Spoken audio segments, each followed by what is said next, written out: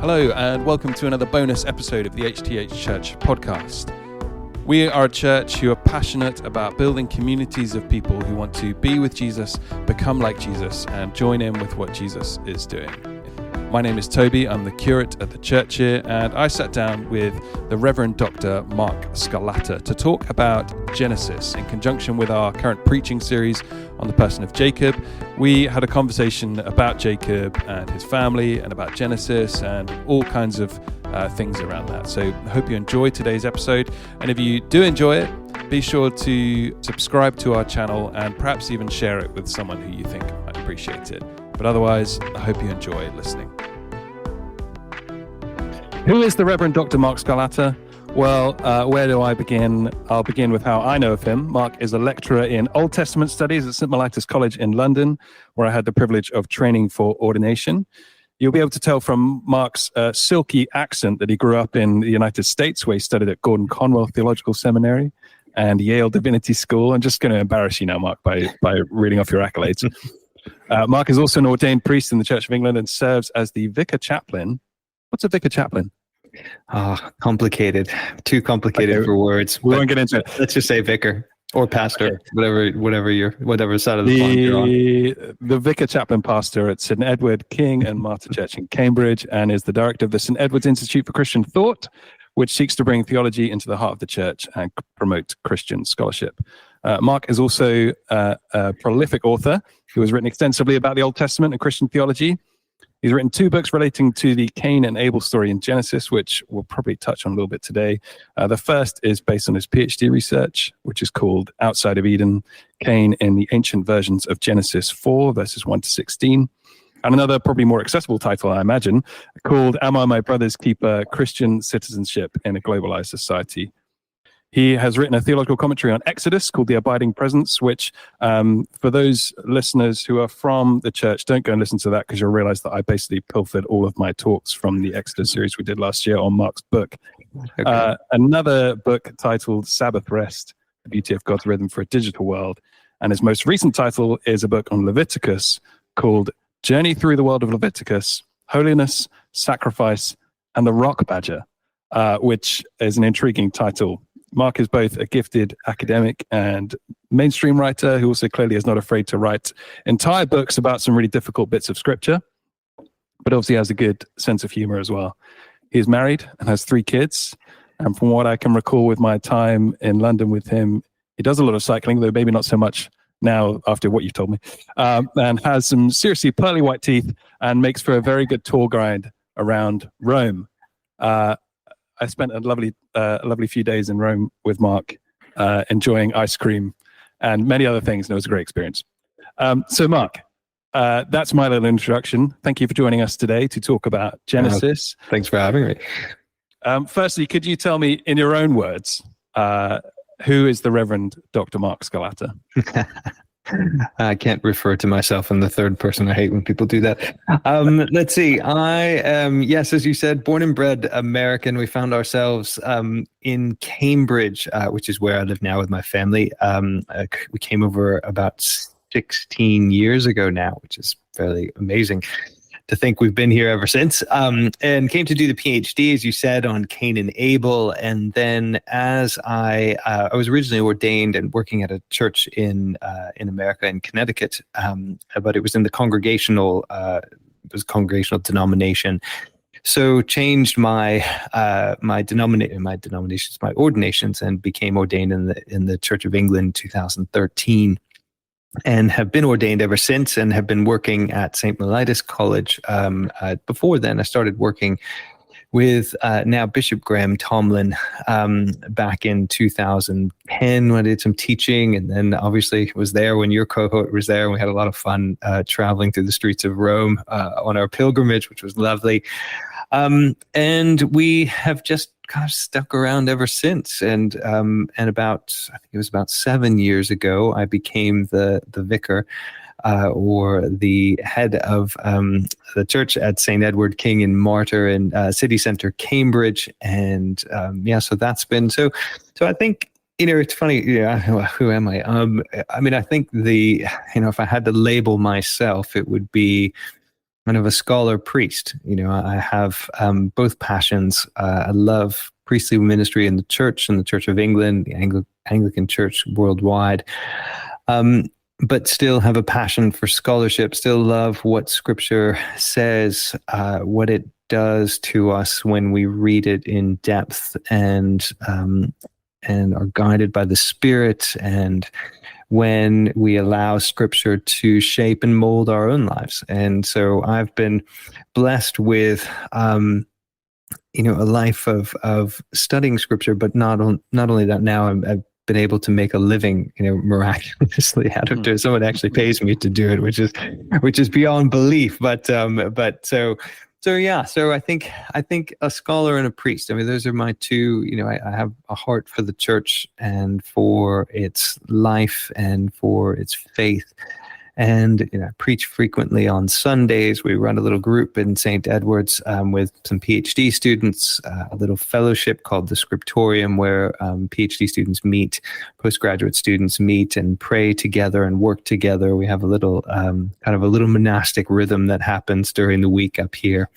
And so, all of those things are things that I'm passionate about, and just have had the privilege and the blessing of being able to work out, whether it's at the college at St. Mellitus in London or at the church at St. Edward's in Cambridge. That's great to hear, and it's encouraging to know that someone so passionate is working and training a kind of next generation of people going into ministry. And I wonder if you could tell us just quickly, how did you get into biblical scholarship then?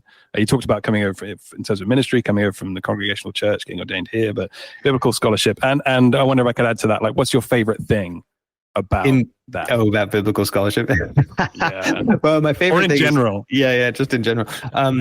I think biblical scholarship, so and the Old Testament in particular, although I find myself kind of more in a biblical theology, doing kind of Old and some New Testament studies now, because I think what I've realized is for training people at St. Mellitus and teaching people in the church, as much as my kind of heart and fascination is in some of these Old Testament texts, I realize that on a teaching perspective, it's about helping people connect the whole of Scripture together, so that it is kind of one continuous story from Genesis to Revelation, and not this kind of great division between Old and New Testament.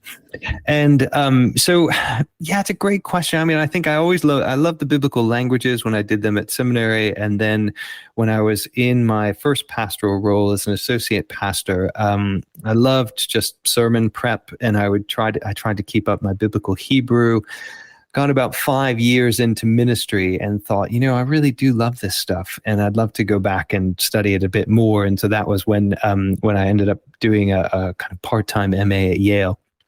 And so, and I think it was as I came to the end of my MA at Yale, all sorts of things were happening in our life, but it just seemed really apparent that it was either kind of the next step for me at that point was either go and do the PhD or just let it go. We had our second child was on the way, and it was, and I think it's not impossible, but as you get older and older, it's a little bit more challenging with life and children to focus on a PhD. But again, not impossible. Anybody can do it.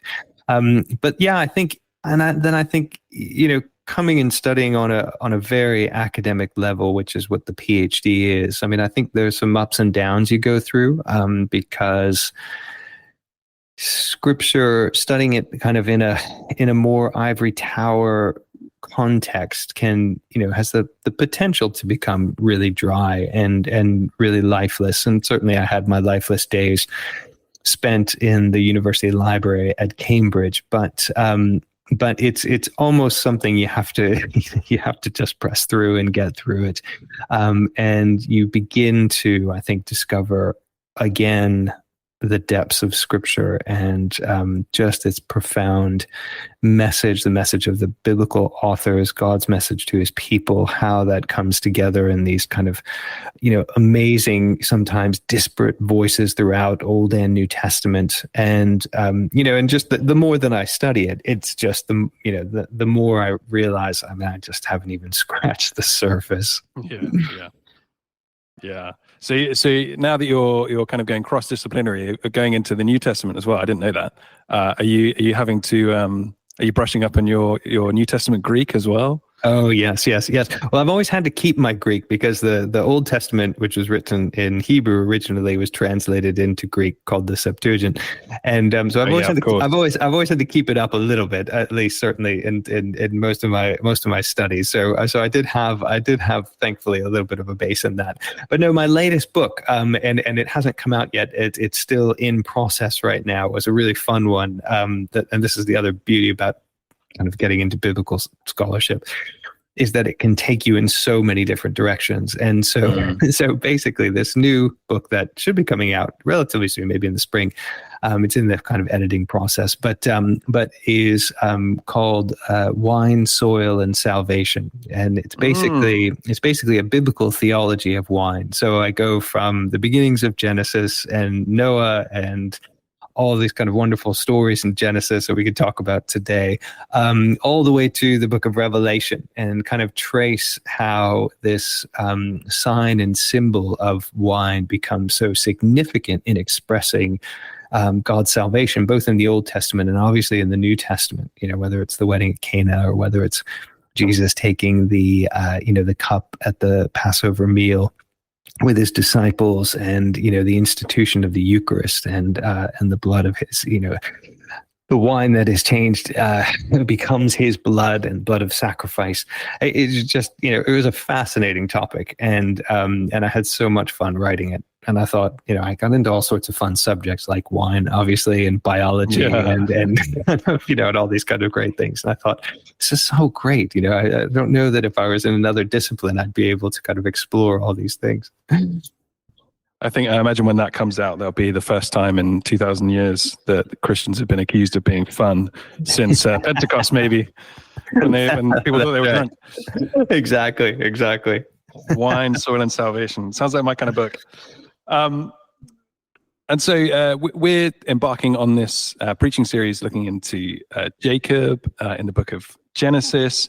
And Genesis is this foundational text for Christians, for Jews, and for Muslims to a degree as well. And I think it's safe to say that maybe especially in Christian circles, Genesis is this enchanting, wonderful book, but also it can be quite controversial. And perhaps, I was just thinking about what you said about connecting the whole of Scripture together. Perhaps the Genesis becomes that when we divorce it from the rest of the narrative. And as Christians, we don't want to take the text on its own terms, but we're also reading it in light of Jesus. So what is it about Genesis? Just as like a broad scope question before we get into Jacob. Yes. What is it about Genesis?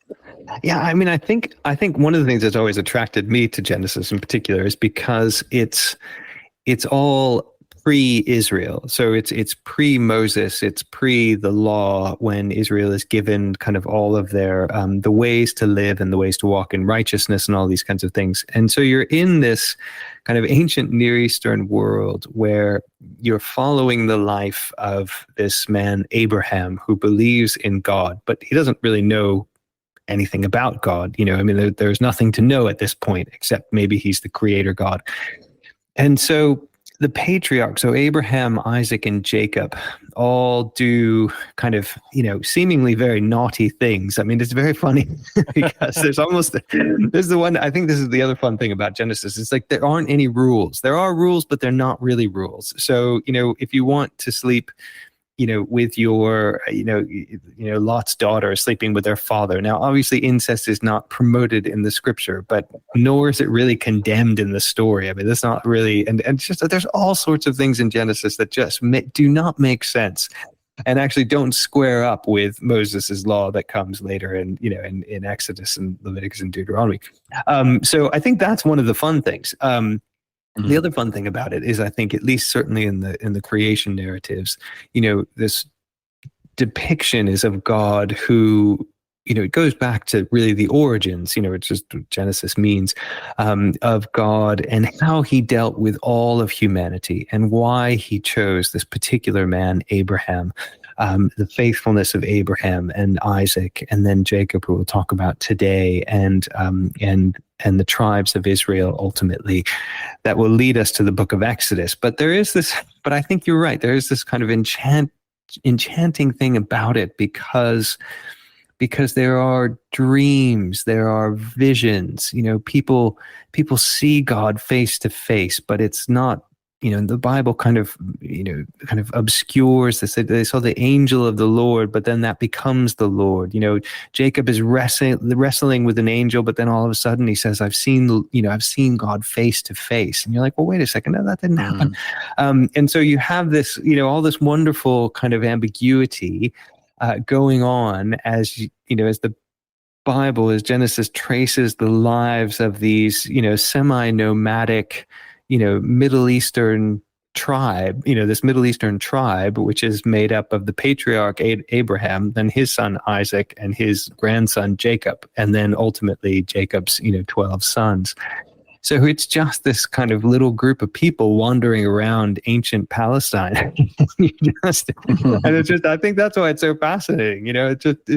And there are no rules yet in that sense. I mean, you obviously have moral and ethical laws of, who this creator God is and things like that. But there's not you just don't have that full Mosaic law yet. So it's kind of a little bit like anything goes in some ways.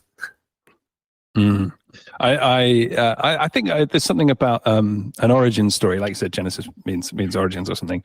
I really like origin stories. Like I really like the Fellowship of the Ring, the first one. Yes. I really like Batman Begins, the first one. There's something about discovering the characters first and foremost. And we get we discover something about there's this God who is different and weird and wonderful and wrestles with people and exactly. And I talked in another episode with a guy called Dr. Tobias Siegenthaler, who's at St. Andrews University, and he was telling us about how the wrestling at Jabbok? With Jacob, he crushes his testicles. I was thinking, who is this God who goes around doing these weird and wonderful things? Crushing testicles. That's one way to put it. Never heard that before. And so I guess my next question, which might be, it's a big question, and I trust that you'll be able to answer it well because of who you are and what you do. So why, how, when was Genesis written? Oh yeah, that is a big question. I mean, I think that the problem, as far as I've gleaned it, being in the Old Testament world and the scholarly world for seemingly a long time, when it comes to questions of authorship and dating, there are literally no answers because we just don't have any, we don't have any texts that go back that old, and there's all sorts of theories as to where it came from. I mean, the traditional view, up until the time of the kind of 17th century was that Moses wrote the Pentateuch, that God revealed to him these stories about Abraham, Isaac, and Jacob. But I think scholarship has demonstrated that probably these were stories that were handed down through Israel's history. Jacob in particular tends to be sided with the tribes of the north, the northern tribes. So his temple in Bethel, or where he has this encounter with the angels going up and down into heaven. And the stories of Jacob tend to take place in the north. So some people think that he was kind of the patriarch of the northern tribes. So again, we're talking about over kind of 3,000 to 4,000 years ago, in a small little slice of Canaan and ancient Palestine, where there was no literacy was not kind of a big thing. Writing things on stone tablets and scrolls was very, very, very expensive. So I think some of the best kind of hypotheses about it is that these were narratives that were passed down orally, and at some point, maybe around Solomon's reign, or when Israel had the capacity in kind of that type of society, or kind of within the monarchy and the development of their kind of culture, maybe that was a time where they would have been written down. But it's just anybody's guess. I mean, I can't tell you how many Old Testament scholars I've spoken to, and some say that these stories weren't written down until, or at least brought together until, after, let's say, 500 BC. And some say that they were written around 1000 BC or 900 BC. So you're talking, I mean, it just, yeah. So the short answer is that no one knows. And I hope, though, for the listeners, that doesn't put you off and say, well, then, how can I trust Scripture? Because that's not the case at all. Because actually, having studied the Old Testament, having studied the ancient Near East, the documents that we have for the biblical texts, I mean, are just unlike any other ancient Near Eastern manuscript, or, I mean, anything in the ancient Near East, histories, things of that nature. It is, yes, it was probably handed down. Yes, they were probably copied and formed into these narratives. But there's nothing, I think, that would prevent us as Christians from saying, well, certainly this is the work of God, that it was actually even kind of, that we actually even have these stories, about kind of these great patriarchs from so long ago, because you just don't really have those same, the clarity of narrative and consistency of keeping the text, or keeping these stories in other cultures, as you do in kind of within the Bible. So I don't think it's a question of can we trust these things or not? I mean, I think we do have to kind of really dig down into them, which is the fun stuff, and seeing and trying to understand them and how they came together. But ultimately, I think as a Christian, and as one who believes that these words are not just simply historical recollections, but they were written by our ancient brothers and sisters in faith to inspire further generations, to tell the story of the origins of God's people, so that would in turn inspire the faith of a new generation. And I think that's the way ultimately we receive the Scriptures, even if we don't know where kind of every detail about where they came from. Mm-hmm. Mm-hmm. Yeah, that's good. It reminded me of I think it's probably it's in your book, The Abiding Presence. But when you talk about it's history for the sake of theology, it's like a recorded history that's not trying to be factually accurate necessarily, but it's trying to make a point about God. And say something about God.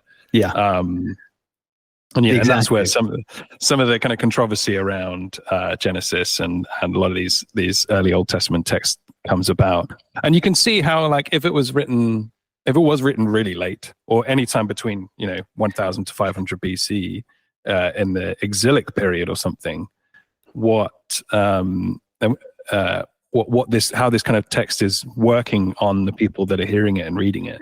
That's exactly it. Yeah, even if you choose a later date, then you have to think, okay, what was because then you begin to look at Jacob in through a different light. How does this kind of appeal to, or what is it? How does this speak to a person in Babylonian exile, a person who's been, whose home has been destroyed, who, God had promised, that they would live in this promised land, but now they don't. How does that person go back and read, God's promises through this, through the lens of Genesis? That, I think, just as you said, it's excuse me, history, but as you said, for the sake of theology, it's a historical recounting of, let's say, the life of Jacob, but it's done so in a very particular way to shape Israel's understanding of who they are as a people, and who God has, and the promises that God has made to them as a people.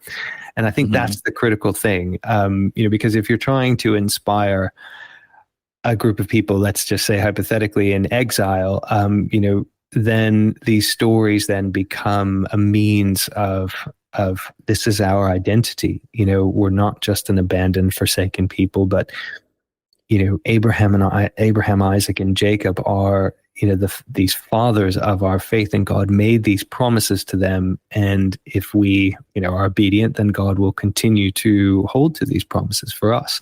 So I think ultimately, it's how you're reading the text and for what intent, because there are a lot of discrepancies. But if you're trying to cull together a bunch of stories from 4,000 years ago, I mean, there's bound to be something, something amiss. But anyway. Yeah. Let alone, as I don't want to raise more questions by bringing this up, but things when you do like a comparative study with something like the Enuma Elish, that kind of the Babylonian creation myth, which looks very similar to Genesis, almost a carbon copy, apart from the Israelites seem to change something about the nature of God, and that creation isn't violent like it is in that story. Yeah. So they're appropriating these stories, but shifting them based on what they know of this God that's revealed himself to them. Yeah, exactly. And I think these stories, as you get into kind of some of these, deeper level, kind of studies in the ancient world and things like that, I think what you realize is that all of these cultures in some ways kind of breathe the same air. They breathe the same stories, they breathe the same patterns. They saw things in humanity and in God and in the gods. And whether you're Babylonian or ancient Assyrian or Sumerian or Egyptian, all of these different cultures had their own kind of their own ways that they express these stories. And what you can tell, I think, at least what feel like I've seen in certainly in Genesis, is that the biblical authors aren't just kind of pinching, they're not just pinching stories from other people, but they're taking these kind of patterns that they've seen, that other cultures have seen, and develop these narratives, but then begin to shape and form them into a way that reveals actually who God is, that he's not, kind of crass, angry God who just decides to flood the world because he doesn't want to hear humans making all this noise on the earth, which is like in the Enuma Elish. But there's a completely different framework around it. So I think that's a good point. And so just moving on to actually talking about Jacob now. So Jacob comes in, by our modern standards, because we have chapter and verse, he comes in halfway through in chapter 25. Could you just, for our listeners, distill the first 24 chapters? What's happened? What's happened up until this point? What are some of the big kind of theological moves, and then just laying the groundwork for Jacob to appear in the story just after Abraham's died, and then he and his brother are born? What's happened? Sure. So usually you kind of categorize Genesis as Genesis 1 to 11 is what they call kind of the primeval history, or the beginning, the creation stories, where God is dealing with all of humanity. And we won't go into detail; it would just take too long. But you see that there is not the inability on God's part, but just humanity's kind of proclivity to sin and all that kind of stuff. And so God raises up Abraham, and Genesis 12 is kind of this key passage where God says, I will make your name great and you will be a blessing to all nations. Those who bless you will be blessed. Those who curse you will be cursed. And then later on in Exodus 15 and 17, we get these promises of descendants and promises of land and all of these kinds of things. So everything kind of hinges on Abraham. Abraham is where these initial kind of covenant promises are made. And then you have the birth of Isaac, and we won't go into the story of all that. But Isaac is the child of the covenant. So he is the promised child. You have Isaac and Ishmael.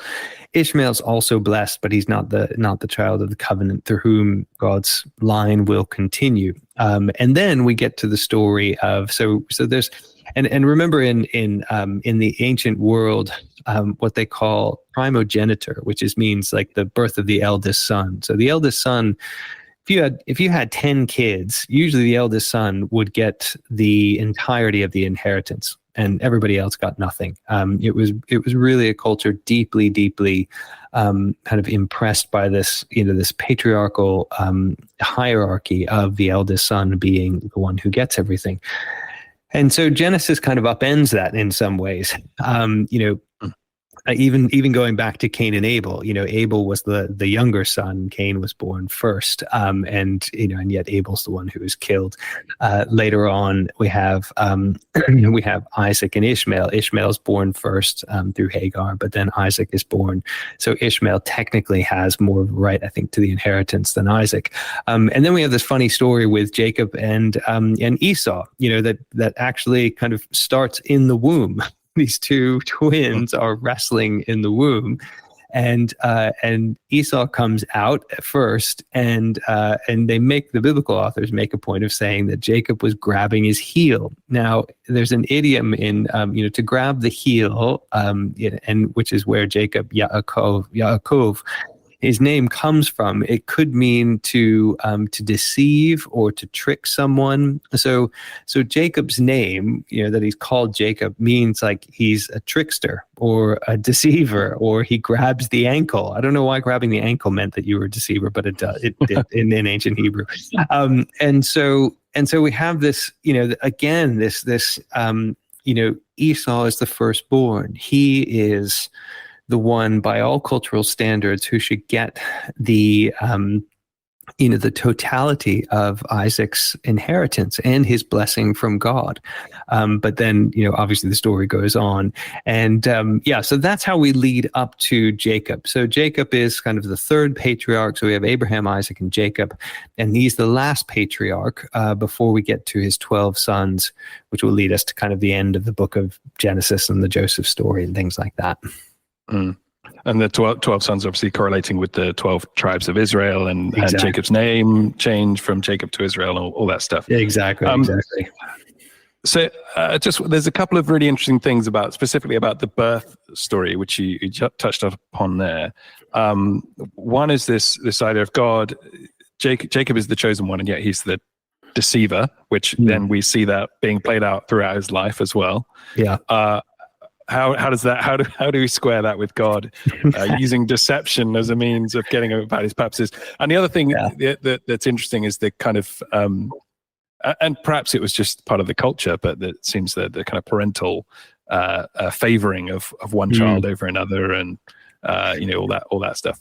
Yeah, I mean, I think this is the thing that is so hard sometimes as a modern Christian to try to interpret these texts, because we are talking about a culture that is so drastically different than our own. And so there's part of it that we just, I think parts of these things we just can't really wrap our minds around. But the interesting thing with the favoritism, I mean, this is the thing about Genesis, is Genesis tells the story, but oftentimes it does it without any kind of moral judgment. So there's a lot of things that happen in Genesis that that aren't specifically kind of condemned or not condemned.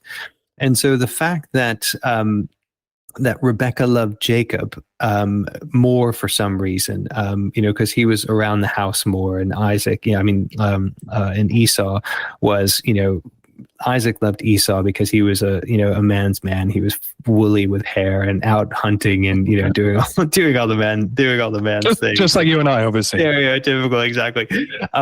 And so we're not told that like either of those things are either bad or good. It's just the way two parents have treated their children, right? And so we do have this interesting thing. So even though Jacob wins the blessing of Isaac through kind of a deceptive way or through a very like underhanded way, again, there's still this question that lingers, because the main thing, because what happens in the story is, Isaac is out hunting. He's been out hunting for days and he's absolutely famished, and he comes back and Jacob is there and has this like lovely stew. And now, as a brother, you would expect Jacob to say to his brother, "Wow, brother, you've been out, on a very long hunt. Why don't you come have some stew?" But instead, he uses, and remember, Jacob wouldn't get any of the inheritance simply because he was born second, simply because he came out of the womb second. And so Jacob uses kind of his deception, his kind of trickster ways, to then kind of upend what would have been the normal societal kind of pattern of the firstborn son, even though they were twins. If nothing else, they should have had the inheritance divided between them. But we remember that Isaac sells his birthright, his inheritance, because he says, "Look, I'm gonna die if I don't eat something. What good is a birthright to me?" And so there's something in that part of the narrative, I think, that for the ancient listener, they might be saying to themselves, "Okay, what Jacob did was wrong." I don't know. I'm theorizing, but what Jacob did was wrong. But what Esau did was 10 times or 100 times worse. To deny your birthright and to in effect sell your birthright for a pot of stew is absolutely inexcusable. And so there's something in there that, again, this kind of this moral obscurity of, well, he shouldn't have done that, but then Isaac shouldn't have done that. And who's actually worse in this situation? And who does actually deserve Isaac's blessing? Is it Esau or is it Jacob? So I think I don't think we can answer these questions kind of in a black and white way through kind of a Christian lens of, these types of things. I mean, I do think, and this kind of comes out of the Cain and Abel story, I do think that the authors reflect the difficulties or the struggles of what it meant to be in kind of this ancient kind of patriarchal society. I think that comes through in the Cain and Abel story. And, it's again that Cain saying to God, after he kills Abel, am I my brother's keeper? And I think for the author of Genesis, the answer to that is yes, you are always your brother's keeper, because your role in this world is to support, and to be a part of your family, and to nurture and to create a healthy family, so that God can do his work, so that God can do his work of salvation through his people. Because that's kind of what hinges throughout the book of Genesis, is all this brotherly strife, whether it's Isaac and Ishmael, or whether it's Jacob and Esau, or Joseph and his brothers. At every moment, God's kind of plan of salvation is always hanging in the balance between like these stupid brothers who can't get along. and we might step back and say, well, this is just dumb. Why can't God do something? It's just like, but we're not understanding the depth and the the depth and power of what it meant to be family, and what it meant to be kind of part of a tribe, and that was your life.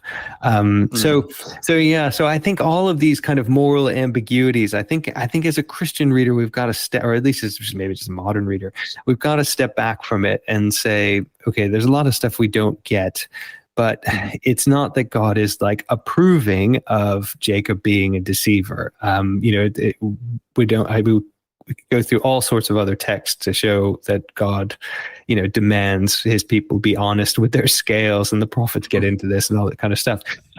But we do have to kind of take things with a grain of salt and try to see, okay, maybe the Bible's telling this story not necessarily to show that Jacob is this perfect hero, but actually he's a guy who moves. And I think this is maybe the more powerful part, kind of from a Christian perspective, but the more powerful part is that Jacob is not a perfect person. He is deceptive. He wins things by deceptive means, but this is part of his journey. And what we'll see in these two revelations, whether it's wrestling with the angel before he meets Esau, or whether it's seeing, having this vision of angels and things like that, we'll see these kind of two really critical moments in Jacob's life, that he is not only wrestling with God, but also wrestling with who he is. And who he, and kind of he himself is almost wrestling with the truth within himself as he goes throughout his life. So it's really, it's just, so I think maybe that's the thing, rather than isolated circumstances, it's maybe better sometimes to step back and see Jacob's kind of whole journey, and how he changes and how God changes him, because I think that's where so it's not that God approves of his wrongdoing, because remember when Jacob marries Rachel. I'm sorry, I blanked on the name. But when his Rebecca or one of Laban's daughters. Yeah, Laban's daughters, and he and he loves Rachel. But remember that Laban tries to cheat Jacob, right? So he says, okay, your sheep go on this side, my sheep go on this side, and then Jacob marks them. And again, it's funny because we've often interpreted that as Christians as like, once again, Jacob being a cheat, he's deceiving Laban. But it was interesting. I can't remember the scholar's name, but I came across an article. They were saying that actually we have to kind of step back for a moment, because again, in this ancient patriarchal tribal society, the patriarch, the Laban, the Jacob's father-in-law, had all the power. He owned Jacob, as it were, and Jacob's only means of his only means of defense and of kind of trying to live his life with his wife and within God's plans was to try to deceive, not in a hurtful or harmful way, but just to basically kind of play Laban's own game and trick him, and he's better at it than Laban is. So it's so it's interesting, because again, you think of all these moral questions and you think, well, okay, well, if Jacob had no power in that role, in this role as the son-in-law, then maybe his only way to get out and to get back to the land of Canaan was to beat Laban at his own game and kind of use his his trickery and his his deception to to kind of get him to the end. Now, I'm not saying that God, the end justifies the means by any time, by any imagination, but again, it's kind of going back to this ancient culture and seeing how, okay, well, maybe we don't quite fully understand this, and maybe our judgments here, we just have to withhold our judgments for a moment before we see kind of the greater picture. So yeah, and I guess in light of Christ and reading it that way, it's just all the more amazing, and it kind of magnifies the grace of God in the way that he'll use a bunch of deceiving, filthy scoundrels to accomplish his work. And that's kind of gospel, is that we don't contribute anything to that. In fact, we hinder it, and yet God still gets his way. Which is good and loving and ultimately better for all of us. And I was thinking about the God upending things, and I think it's the Karl Barth quote about God always. I can't remember exactly what it is, but God always gravitates towards the rejected as well. The Jacob was the one that shouldn't have had nothing, and yet he was the one that God chose. And also throughout the story and throughout into Exodus as well. I know, because you've written about this, and I remember reading about it, about the role of women, and everything kind of hinges on women as well. Who they don't really have much status or power in this game, but God uses them, chooses them. I think that is, and I think that is consistently throughout the Bible, is God always has a preference for the poor and the weak, and it's just the sense, and it's like St. Paul later says, it's kind of in my weakness, I'm strong. This is how God works. The economy of God's kingdom is that he doesn't choose kind of big, strong, powerful people, because in some ways they're already filled up with their own power. They already think they know everything. They think they can do everything, and they might have, all sorts of gifts and talents, whatever. But where God works is when we are emptied of that worldly power, and so he takes these people who are the weakest, the most vulnerable, the outcast in society, and then uses them, and uses them to, like the apostles, to build his church and to do all the other stuff.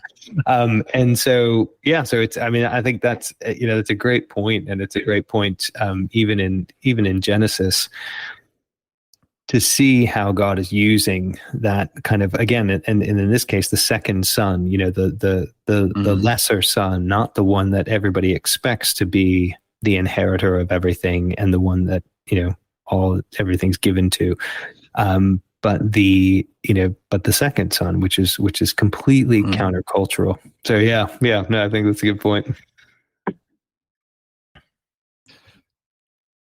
And I wondered if maybe we could stick with the brotherly theme here, but talk about the reconciliation between the brothers. There's this kind of nice moment that, despite everything in chapter, I think 33, they reconcile.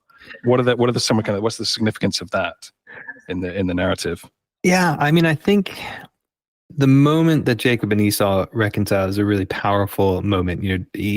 Jacob comes kind of planning, his escape, and he's got all of his, his groups of people who either are going to get slaughtered or are going to get set free. And I mean, I think this is a key point when, this is a key point in the narrative when Jacob wrestles with the angel, because it's just before he meets Esau, right? And so you have this naming, and so naming in the Old Testament is a really critical thing, because the name that you're given, especially if you're given it by God, is something that represents who you are. So Abram became Abraham, or Avraham, which is the father of many.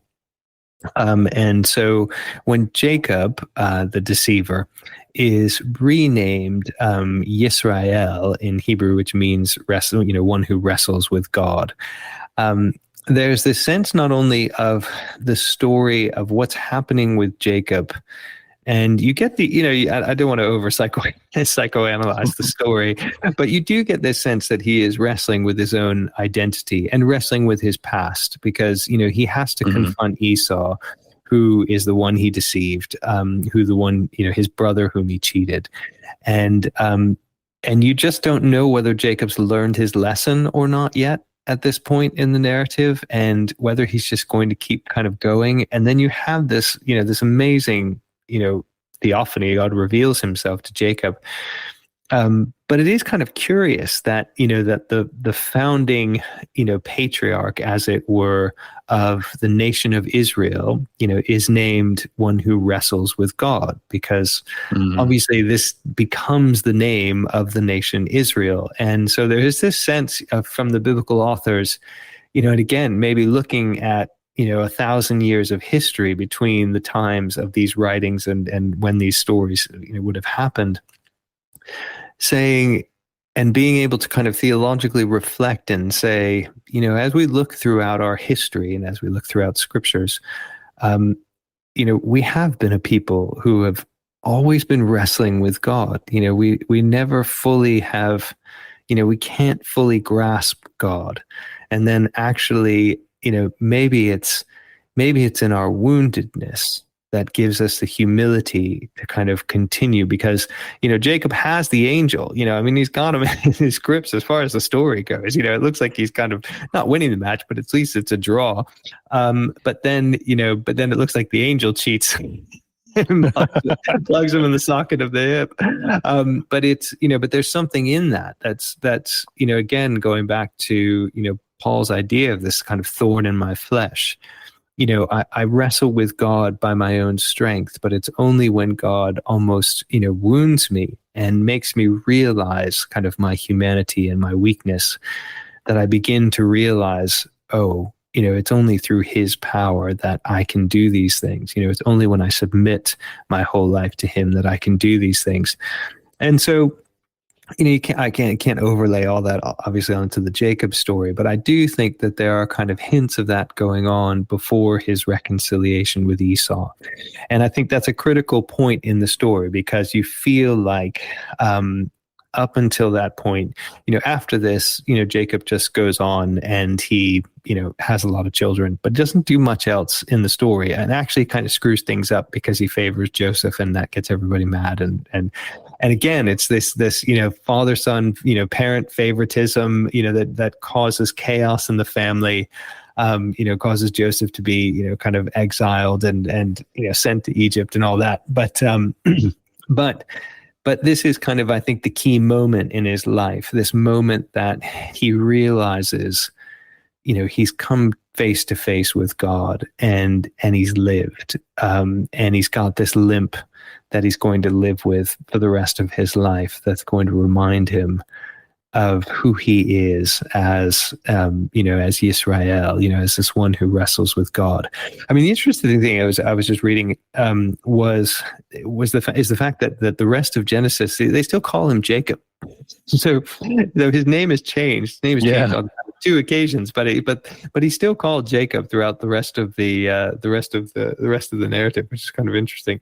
But it's not until you get into kind of Exodus and then Mount Sinai that Israel becomes this nation, this people group. So, yeah. But I think that encounter with Esau is key, not only for Jacob and his journey, but also for the book of Genesis.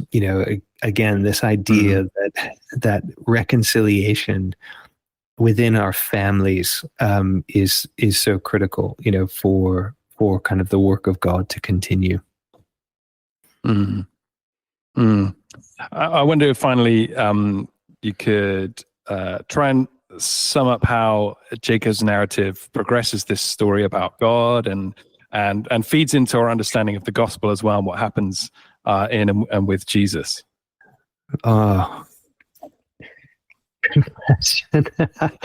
just trying to think of how the second part of that is harder than the first part. I mean, I think the first part is really, the progression from the reconciliation of Jacob with Esau really progresses then into the birth of Jacob's 12 sons and the 12 tribes of Israel. So that's probably the key, kind of the key movement in the narrative, as it were. That this patriarch is going to fulfill God's blessing, or God is going to fulfill his blessing through Jacob, that he promised to Abraham. Although it's only 12 sons, but there's a symbolic number that they'll become the 12 tribes. And so this idea that you will have these descendants like the stars.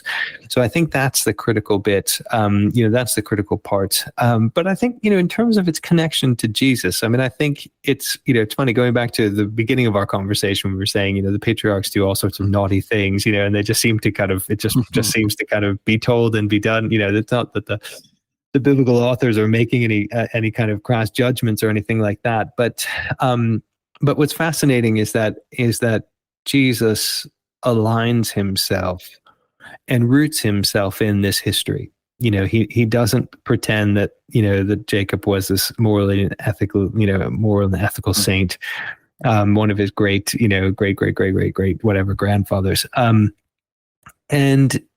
And I think that's important, because as it's kind of as warts and all, these kind of family histories, as it were. You're like looking through your family tree. There's always like a criminal somewhere along the lines.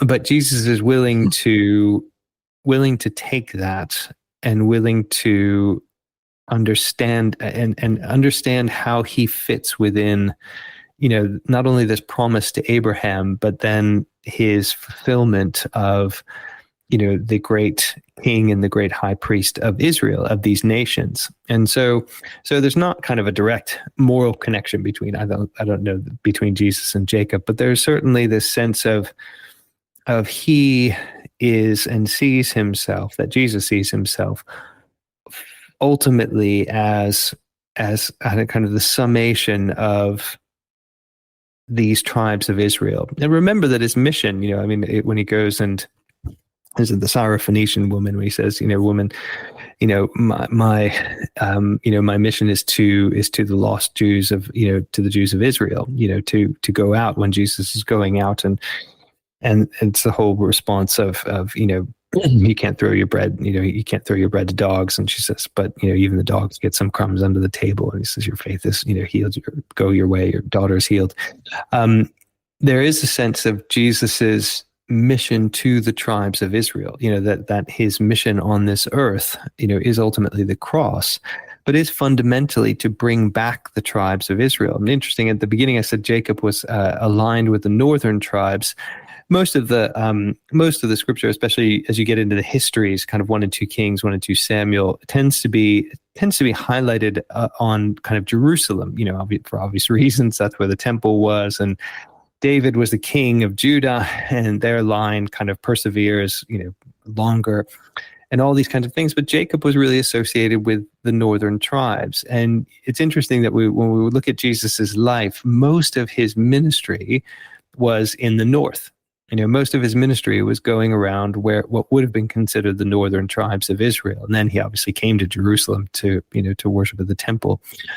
So you do get this sense of Jesus, again, connecting himself on a broader way, to Jacob and his life, and to this kind of history and how this history unfolds, and the history of Israel and things like that. But again, it's still, it's fun to go back and read these Jacob narratives, because, you keep reading them and you keep thinking, surely the biblical authors can't be saying this was a good thing. I mean, even Jacob's kind of blind love for Joseph, giving him this, this many-colored tunic or this many-colored coat, it's like, can you think as a parent, for all of you who are parents out there, if you just absolutely favored one of your children, you gave them all the best clothes, you gave them all the best things, and then gave everybody else nothing, you kind of think that's going to cause some family strife along the way.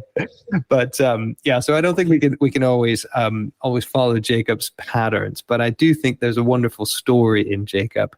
And it's a story of transformation. It's a story of going from being this deceiver, being this kind of trickster, to one who really grows into, his calling in his coming face to face with God and his reconciliation with his brother, to enable God to continue this work of salvation. Yeah.